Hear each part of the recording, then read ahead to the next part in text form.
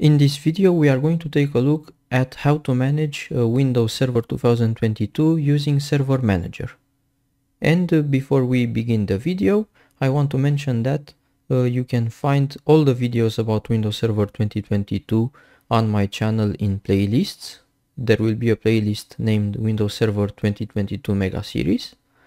Also, all the code and presentations that you see in any of my videos are on my GitHub account in different repositories, and in each video you will get a link with the correct repository for what you see that I do in the particular video.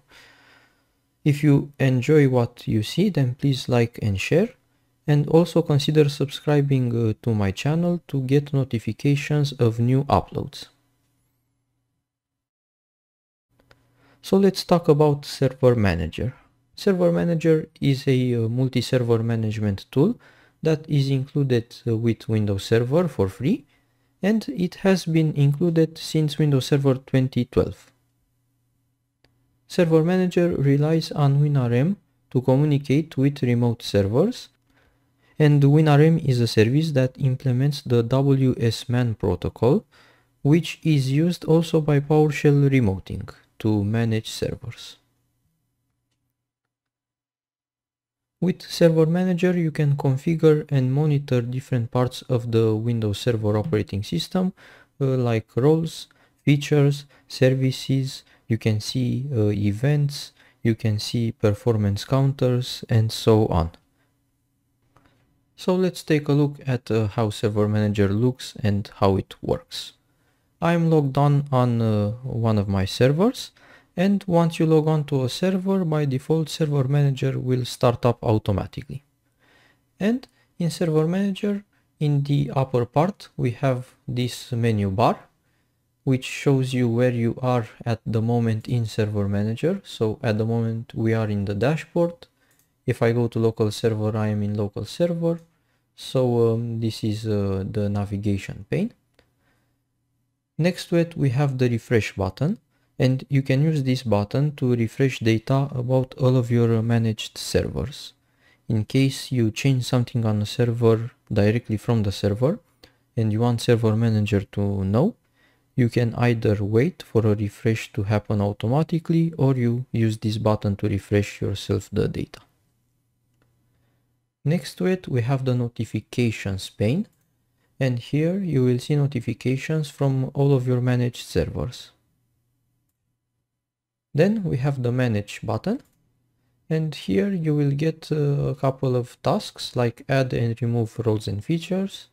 You can add servers to management, you can create new server groups, and you can actually configure Server Manager properties. Let's go to this. And we have two settings that we can specify. We can specify the refresh period in minutes.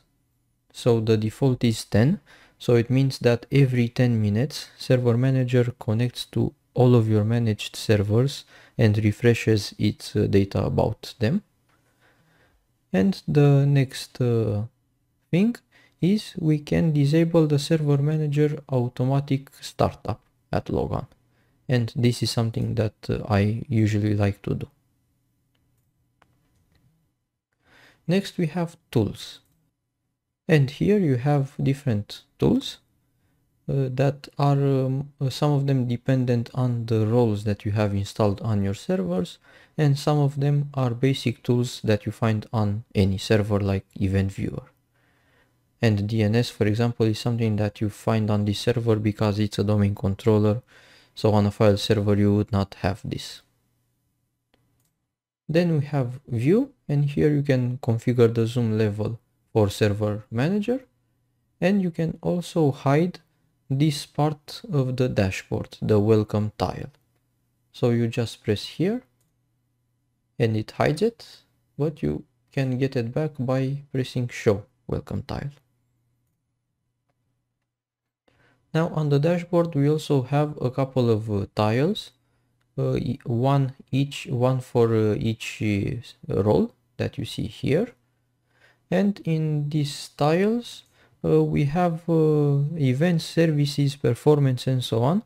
And once an error or an alert comes up, you will see the specific part with red.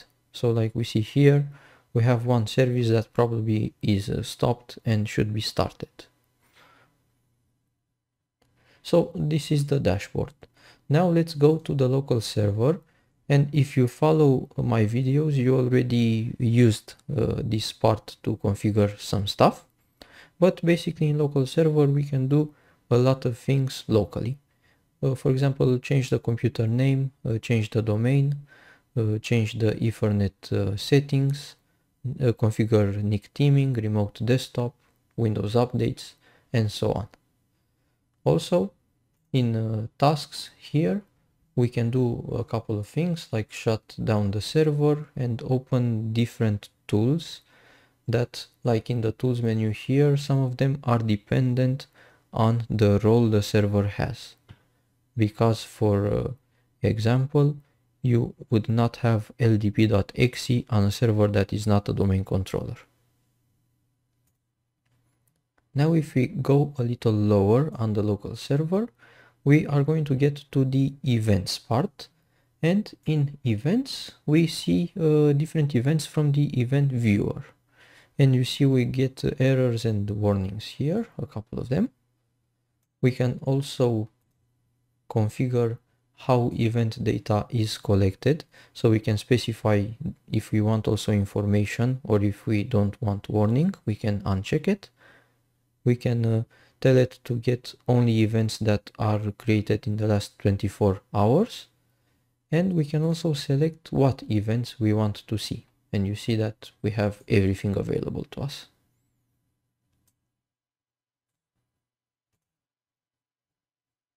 Now, besides that, we also have filters here. So we can filter events by different parameters like the source, the ID, or the log, and so on.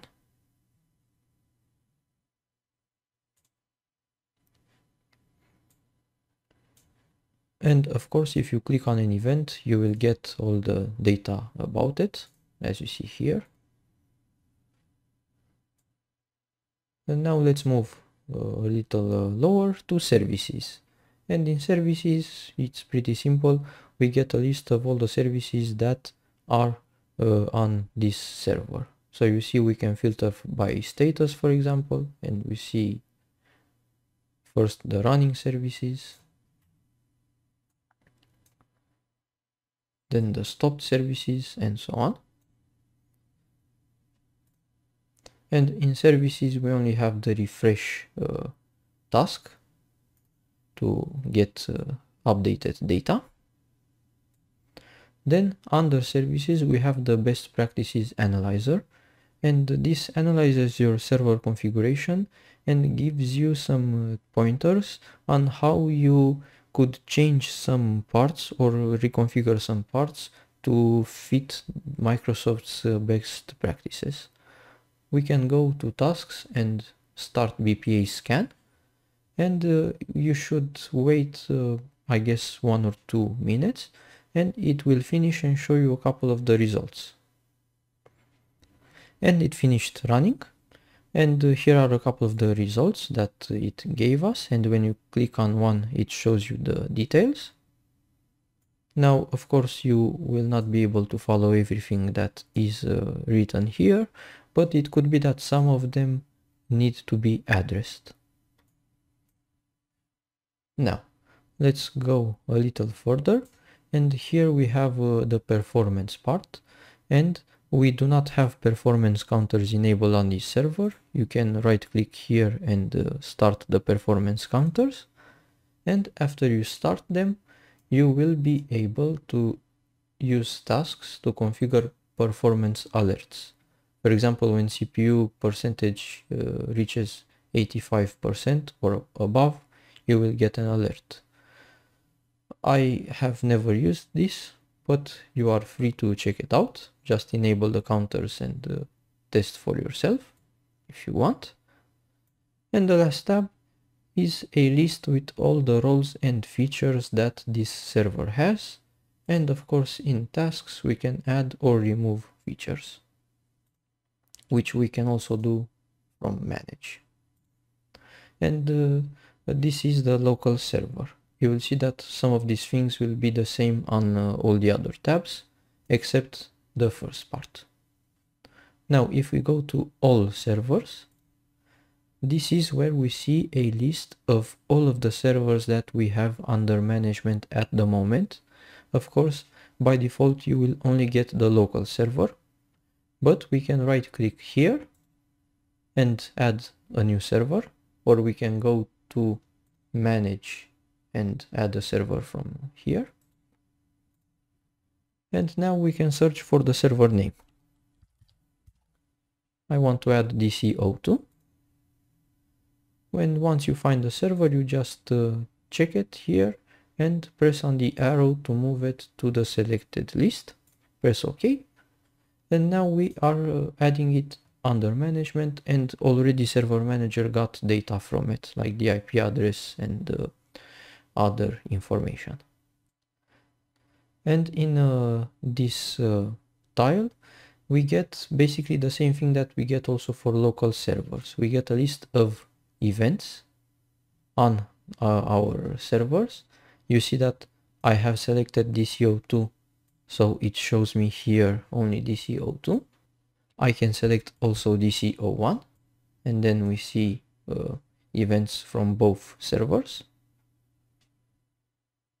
The same goes for services. Since I have both servers selected, I see services from both servers.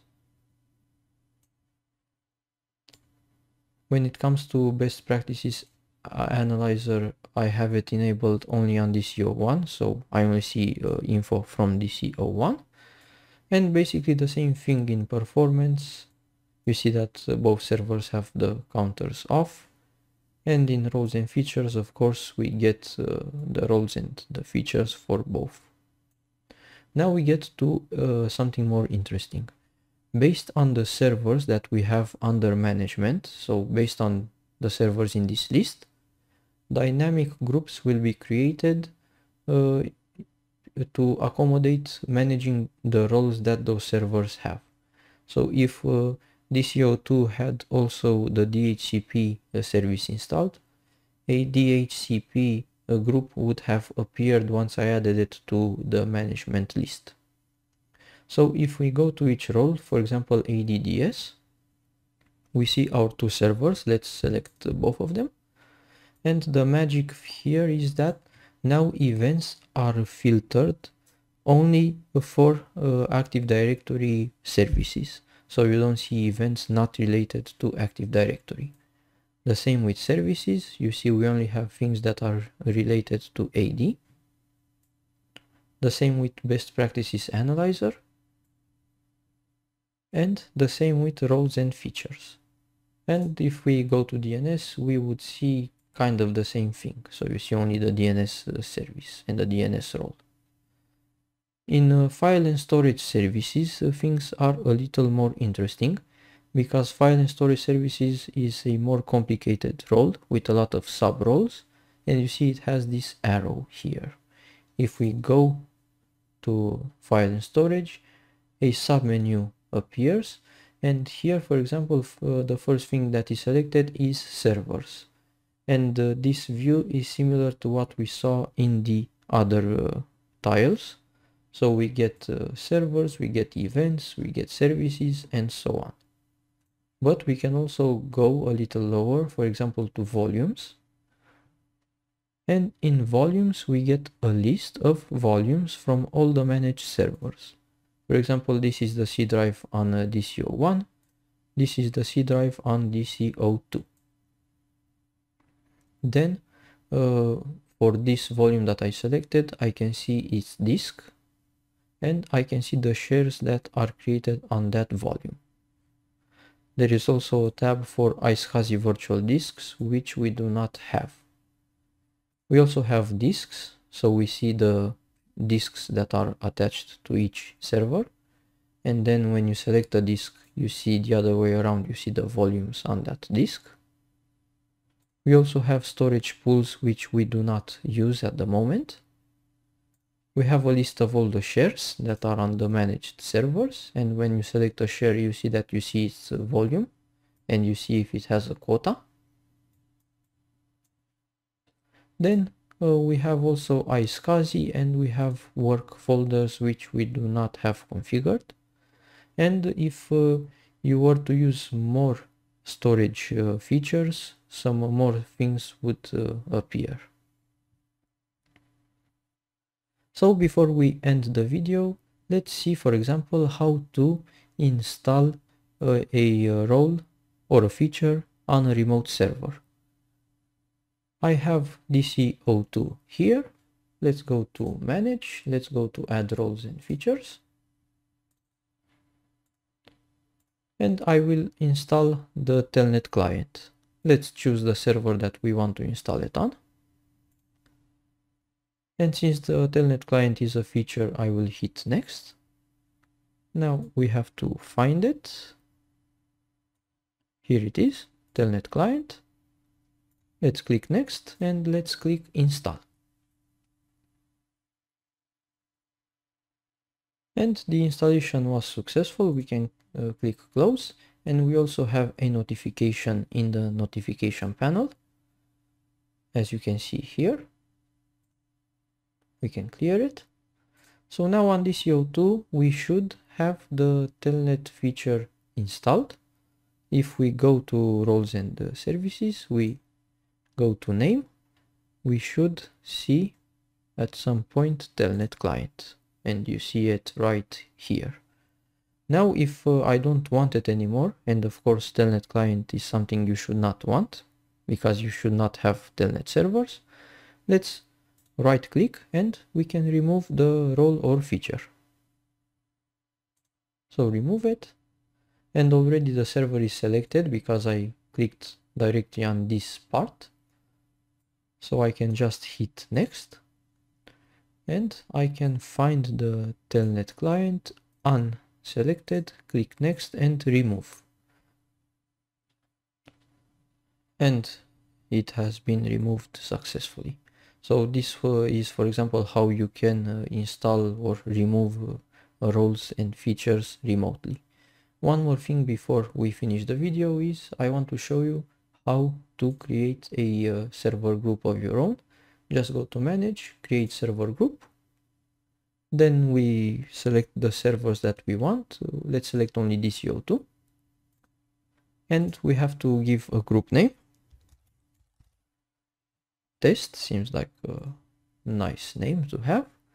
And now we have our own server group with only DC02. And now, for example, we can select whatever events we want to see. We can hit here, go to add criteria, and I don't know, maybe I want to see only events with a specific event ID. And I will tell it the event ID to be 100. And we don't have any events with an event ID less or equal to 100. Or we can, for example, not use such a restrictive filter, but maybe we want to get only critical and error. And now we only see critical and error, or maybe we only want to see from a specific channel. So select all, then unselect all so you clear everything. And then maybe you want to see only for DNS. And now only DNS events would appear if they existed. The same thing with services and roles and so on. So that was it for managing servers with Server Manager. In my opinion, if you go locally on a server to install a role and you have to install a role on a different one, why not just use the server manager that you already have open instead of logging on to 10 servers to do the same thing.